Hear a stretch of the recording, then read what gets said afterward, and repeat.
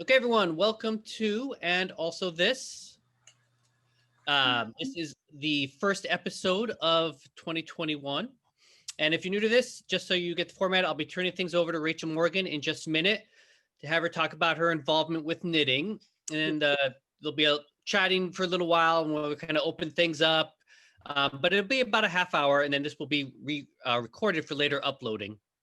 But I just wanted to talk a bit about the title for this episode, Knitting is the New Yoga. So when Rachel said she wanted to talk about knitting, I thought about how dramatically the cultural position of knitting has shifted. This is what I'm trained to do, right? So at one time, knitting was viewed as this kind of essential domestic skill, was knowledge that was typically passed from mother to daughter. And while it was a valued craft, it was understood as simply as work, or primarily work. But over time, I think with the rise of sewing machines, more inexpensive clothing, knitting became less common, but then it's had a kind of resurgence as a kind of alternative practice. So, not unlike the role that was once played by yoga, when yoga was viewed in the US as a kind of new age activity. So, anyways, yoga is for next week. This week, we're talking about knitting. So, I want to turn things over to Rachel and say, can you just talk a little bit about your approach to knitting, how you understand it, what drew you to it? Yeah, absolutely. I think that your introduction to it is really interesting. That talking about how once it was, work, and in addition to that, especially in Great Britain, young boys were also taught to knit. And the yarn was so precious that they would unknit a sweater once the child had outgrown it, and then reknit it in a bigger size. So um, but it has had a bit of a cultural resurgence as well. And I'm thinking a little bit about this from the point of view of like an artist. Elizabeth Gilbert, the author of Eat, Pray, Love, says that we're a creative species, that once upon a time we had to create everything that we handled, whether it was our clothing, our food that we had to grow. And now, you can buy a shirt online, or you can pick up dinner at a Casey's. So that sort of creative impulse, she argues, has gone, outlets for it have kind of disappeared, or no longer as necessary as they were. So how do we fill that? And I think you do see a lot of resurgence, especially in the pandemic. It's been interesting to watch, like all of the bread making, knitting, right? All of these hobbies that once were the work, and oftentimes the work of women, become sort of celebrated and revived. I've enjoyed watching my neighbor, how the sourdough that she's using arrived from Ithaca, and then how it's then gone to these other places. It's kind of wild. In 2017, we had Eduardo Corral here to read. He's a poet. He's the first Latinx poet to win the Walt Whitman Award.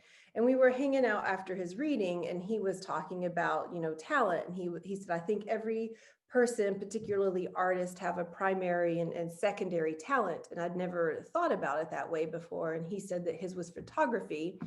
And he asked what we thought ours was. And I knew immediately, even though I'd never thought of it, but I was kind of embarrassed for the answer. And I'm like, well, it's fiber arts. It's working with yarn and knitting. And then um, kind of figuring out, well, why is that something silly to say? Maybe it's not. You asked me how I came into knitting, and I grew up in the Appalachian Mountains, and my grandmother was a seamstress. In the 70s and the 80s, I watched her sew all of the more in the 80s, these formal dresses for the Miss Tennessee pageant. And so that was, what she did kind of off the books, was she would sew these formal dresses. And I probably didn't wear like a store-bought dress until I was in second grade, not because of finances or anything, but just culturally, that's what it was. And so she was always teaching me to sew and crochet. And crochet is one needle, knitting is two. And for some reason, I could never, ever, ever pick it up. But I was fascinated with cross stitch, sewing, that sort of thing. And it was when I started visiting then my ex-husband's grandparents, and she was sitting there knitting, and I asked her to show me, and it just took off. I was able to pick it up as an adult. And as a poet, I think this is this wild connection. This was how I knew like knitting was simpatico for me. When I moved to Los Angeles, I enrolled in a knitting class to learn more to do other than just the basic like knit stitch. And the instructor's name was Nicole Pinsky. And she's sitting here and she's talking about her dad and how he's a literature professor. And I was like, Pinsky, wait a second, is your dad the poet Robert Pinsky? And she's like, yes. And so that's what I knew. I'm like, Robert Pinsky's daughter is teaching me to knit. This is meant to be. um, but you mentioned the culture thing, and I don't know if I'm not going to say it out loud, but you can read it backwards. Debbie Stroller is, Sheila's smiling because she knows this. Debbie Stroller is responsible for some of the cultural revolution, and you can see the title of her book. Let's see, when did this come out? I want to say, let's see, 2003. And so of the same name, they would have these gatherings, and you could go to when they did like the Yahoo community things, and you could go and find where they were having a sit and stitch, right? Or sit and you could just go there. And so being new to LA, I would look up like, oh, what's happening in Laurel Canyon, and go and just walk into a room with these random women, coffee house, church basement, wherever, sit down and pull out the knitting. When I first moved to Cedar Falls, there was a yarn shop downtown called Crazy Girl. And I thought, all right, I'm walking in, seeing what's happening there. And every Thursday night, they would have just after hours. And it's wild because you have people sitting around knitting with a neonatologist, a pastor. Sheila and her mom, I think, were there. So, you know, and other friends like that. And I met a lot of people that way, and just kind of, and it's this sort of instant community, which I imagine a lot of hobbies give you. But when you're sitting there with like work on your needles, it gives you a lot of time to really talk and communicate. So I'm wondering about with knitting, do you feel it's something that you stop and you're really like dedicated and focused on and shutting other things out? Or because I've seen oftentimes people doing a lot of knitting while they're doing something else. So I'm kind of wondering whether it's, I don't know, is it like the way we would practice an instrument where you're really focused, or is it more of something where you can just get into a flow? Great question. I think it depends on experience and pattern. I mean, if it's a simple pattern, I can watch a foreign film and knit, like, read the subtitles and knit if it's pretty simple. But this is an example. This is a traditional Norwegian pattern. And so this one, for example, and it's using what they call intarsia, where you're carrying two yarns. This one, like, I would knit like while my kids are watching a movie that I didn't care about, right? Or, on a car trip or something like that.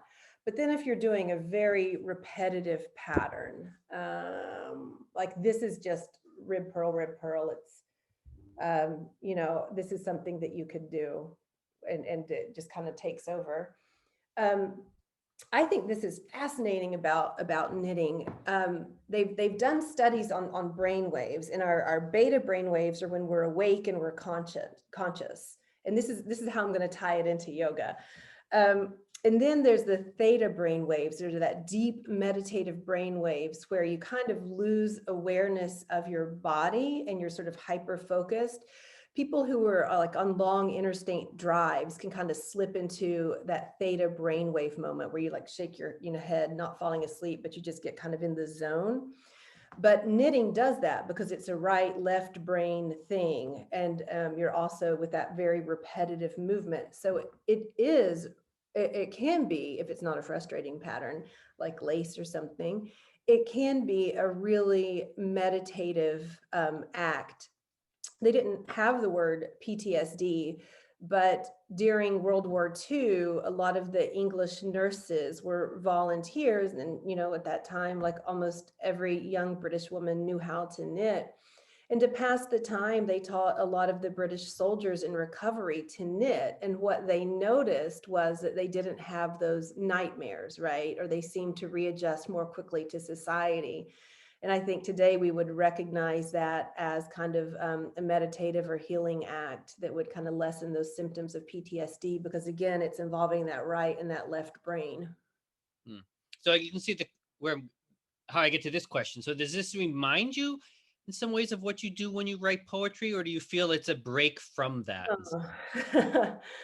um, Poetry is, I think, intangible, right? It exists on the page, sure, and you can hold a page or you can hold a book.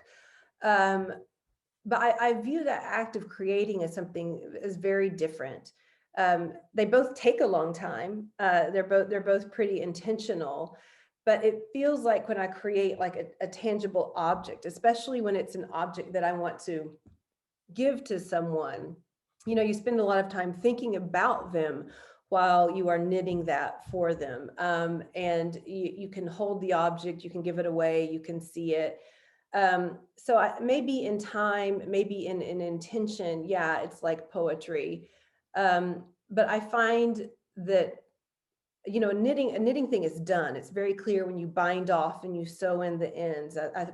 Is it T.S. Eliot that said that poems are abandoned, they're not finished, or something like that? So I do feel that when I write something and go through it, I just have to like eventually walk away from it. I don't feel like it's finished. Okay. I got one more question and then I'll just open things up. But I was Yeah. wondering, not to literally deconstruct it, but if you could kind of show talk about one of your pieces and just kind of walk us through how it got to its finished form. Well, I am wearing one. I'm wearing a Whisper cardigan that I made. The lace is hand dyed lace, and I think knitting books are fascinating. The knitting patterns weren't written down; they were just passed on from memory until like the 1700s, mother daughters often. And this one was inspired by coastal knits, East Coast and West Coast. And it's two friends. She's in Maine, she's in California. And this one was inspired by the breezy beaches of California where I was living at the time. And so the pattern was cast on down here at the bottom. You knit what would look like a vest. You knit the sleeves separately. And nope, you don't. These aren't attached separately. Sorry, you cast on additional, and this would be like a raglan shaped arm. And then you add this, you pick up and knit this ribbing across it. Once you think about garment construction too, even in like machine made things, you start to recognize, how garments are constructed. And the yarn for this was a hand dyed lace weight yarn, so it took a while to knit. How long did the whole sweater take? Um, I would probably say I would work on it in the evenings, about a month. Wow. Okay. Yeah. Well, I'm a very unknowledgeable questioner, so I think some people here might have better questions that are more specific to the ins and outs of knitting. If anyone wants to ask anything. I'll go. What's your favorite yarn type? Like, do you like cotton yarn? Do you like wool? What kind of weight do you like to work with? For sure, I like wool. I think the different breeds of sheep are fascinating, and how the true knitters, like once you get like in there deep, you're like buying your fleece, you're carding your fleece, and I don't think that's ever going to be me. I see that Joyce in the comment mentions weaving, and a lot of weavers will do this as well, and they will create their own yarn and hand dye it. But I really like the yarns with like a halo too. And so this is what they'll call it. And so this is actually a silk blend right here with alpaca. But I like the lace weight yarns. That's the lightest weight yarn, like the sweater that I'm wearing, like what's up here, because I think the end result is simply beautiful. It's striking, but it can be a pain to work with because it is so fine and it slips off the needles. But I of course, I like your bougie things, like, your nice wools and that sort of thing. And cashmere is lovely.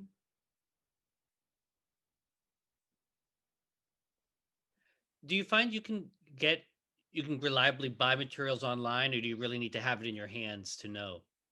Uh, Knitters talk about their stash in a kind of embarrassed way. It's both, right? Like sometimes you're like, that yarn, I must have that yarn. I don't know what I'm going to do with it, but I'm going to buy 8 skeins of it because that will be enough to do anything I want with it. and then you search for a project for the yarn. And then sometimes you find a pattern and you look for the yarn. If I could, I'm going to share my screen really fast and show you, if you don't know this, and you probably do if you're a knitter, this Ravelry website right here. And so this is where these are my projects, but then you can go up here and find any kind of pattern you want. So if I'm here and I'm like, oh, look at that adorable year of baby hats, I need to make that snowman hat. And here are the ones that have been visited the last little bit. Or if you have a knit designer that you love to follow, you can go on here. So sometimes the yarn creates the pattern, and sometimes the pattern creates the yarn. And it's one of the things I always love to do is when I'm visiting a town or a place, see if they have a local knit store, because I prefer to buy it locally because they are such a community treasure. I was bummed when Crazy Girl went out of business here. And so I do try to support local places that knit. And then if not, I'd like to try to order from them. There's a place in, I think based out of Brooklyn, that during the pandemic, they're doing like a knit surprise where you pay like $70 and they will send you a pattern and yarn and the needles for it. And so I do, if I can't be there in person, I do try to purchase the yarn that way. Rachel, I lived in Sweden when I was in high school, and all the boys learned to knit, and they would be knitting in class or, doing things. But there's a kind of local yarn up in northern Sweden called Luvika. It's spelled Lovika. And I have mittens, I have different things made from it. And the strands are like this thick. I mean, it's like exactly the opposite of the kind of yarn you like to work with, but it's really like, just see the kinds of things they make. And a lot of them are lap, the Sami, they're traditional, the indigenous. And it's a really fascinating kind of subculture within the knitting culture in Sweden.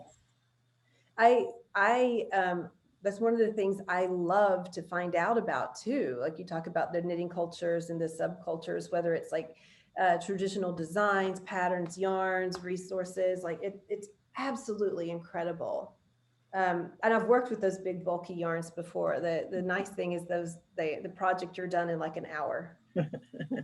Yeah. Well, if I go to Sweden next summer, inshallah, I'll ask you if you want me to bring some back for you. Already a yes. Okay. So have you found that having as an adult now been doing this, does this connect you up with your kind of a family back in Appalachia at all, or has it been a kind of thing that's been, I think some of these traditions, they can easily kind of like come to a stop if one generation is not interested? Absolutely. I know of no one in my immediate family that knits. They all crochet or sew. So I would say not so much to that. I found that it's a connection to other people in new communities. Like, I've been over to Sheila's house to knit. She's been to my house to knit. I've knit with Brooke, So finding that sort of community. And I was heartened to see knitting camps, and that they are having knitting camps over the summer to teach younger girls and boys to knit. And I mean, I would love to go be a teacher at a knitting camp for the summer. And I do think that there is, I mean, albeit small, but some sort of interest or resurgence in things that are made or crafts. I'm always shocked to see the number of our students at UNI that are involved in needlework, that know cross stitch or quilting, that have been taught this. And I'm always heartened to see that this is still being passed on. Do you think there's any kind of generational like shift happening in terms of how people approach knitting? I don't know if that's too broad a question, but I do. I do. In the 1940s, you can search these old American Red Cross patterns where they were encouraging American women to knit vests and socks for our soldiers. And they would be like, here's a standard American men's size of a vest. And so I think knitting was more of a kind of a necessity and a tool, and now it's a political statement. For example, people will knit a uterus and will mail it to a senator or something that might be, opposing an abortion bill or something like that. So I think it's a political statement as well. And you've seen these yarn bombings. Probably we had some in Cedar Falls where they will crochet or they will knit around trees to kind of change that environment. Iowa City had one for a while too. And so I think there is, it's being used more as kind of protest and advocacy in a way that it hasn't been historically. And, I'm thinking back to Eduardo's question, like, well, why was I embarrassed to admit that it would be a fiber art? It carries over that sense of like, what is domestic, for example. And I think a lot of that is falling away. Even in New York, there's a movement of queer men that will knit in a bar, and they only allow queer men to join this and knit in public. They call it kipping, knitting in public. And so I think that there's a lot more maybe pride in it and individualism. Yeah, I heard an interview recently with the woman who was really the force behind the AIDS quilt. And one of the things that surprised me is that how unintentional some of this was. It wasn't that there was this big plan that they got a lot of funding for to create this quilt to commemorate victims of AIDS. It's just that this woman who had been working with a lot of AIDS patients, I mean, she was a knitter. And so this is a thing that she did partly as a kind of self-care and partly as a kind of, I guess, a kind of political statement. And of course, it's become this like kind of physically huge and I think kind of politically kind of huge undertaking.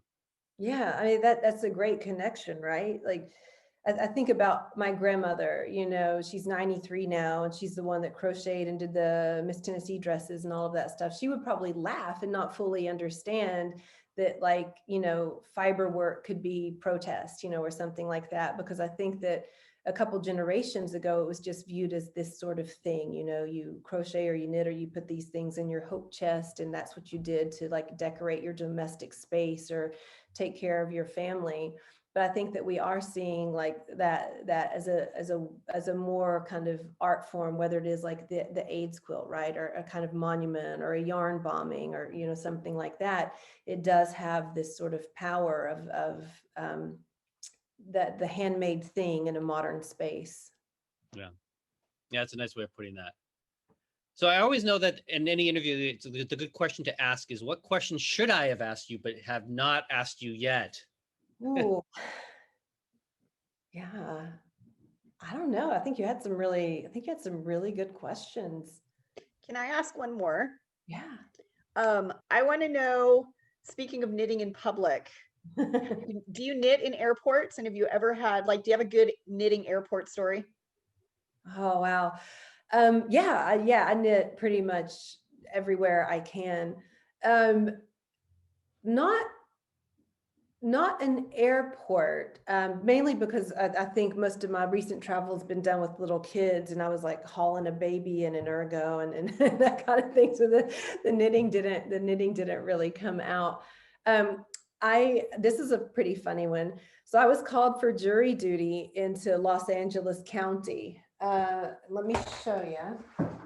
So and was selected. And so I was in the trial for a week.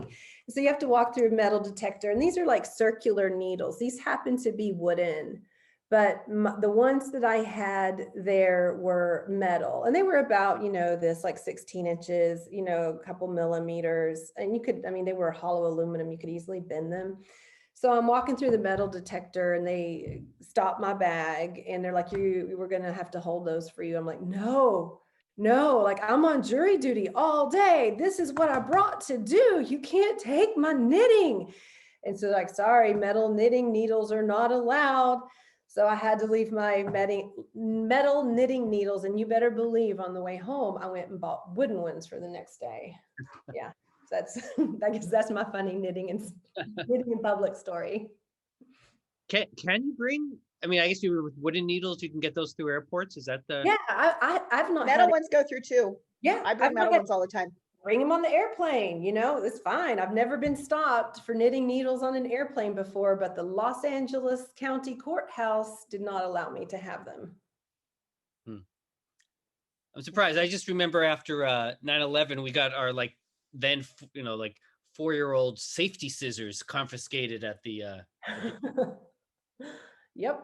Yeah. And I've heard too, the cable needles can be like a strangulation device, but I've never, I know, right? Like a piano wire.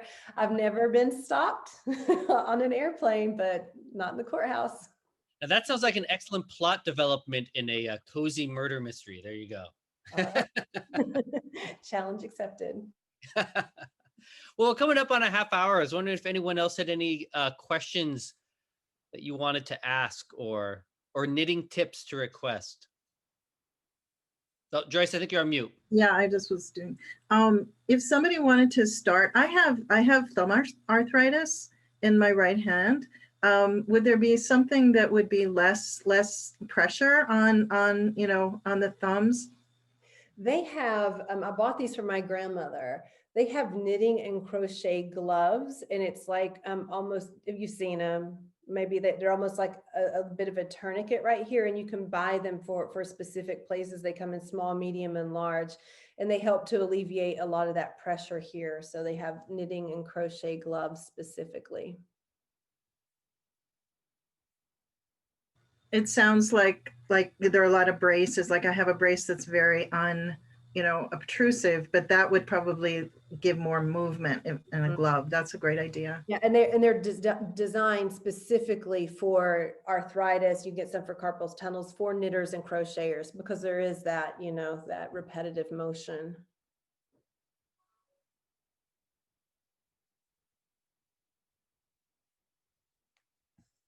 I think you're on. Have anything else you wanted to ask? Rachel, you have anything else you can show off to us, or did we see all of your? Oh no, this is one I'm really happy about.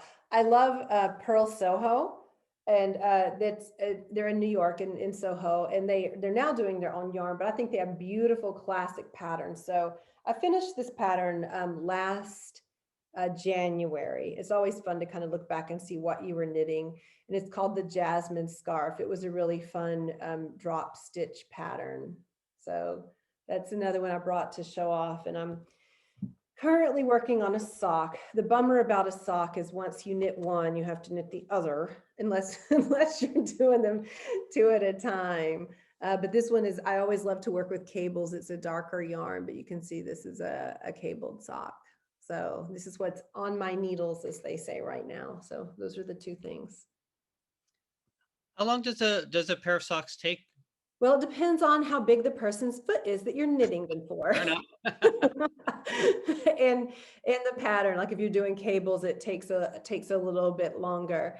And how motivated you are. I find like I'm super excited to cast on the sock, but then I'm like, oh, I don't want to turn the heel because it's like a pain. And so then I pick up another knitting project, right?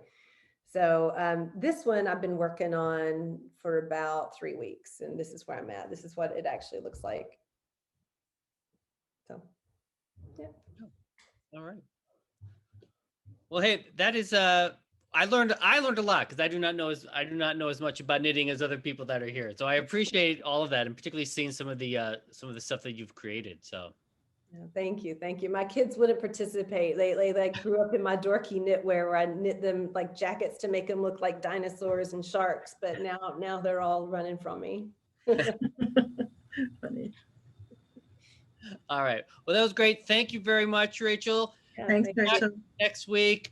Looking forward to seeing everyone in person here and there if we can. But it's the world we're in right now, so keep knitting. Thanks. Thank you. Nice to see you guys. It's in you too. Take care.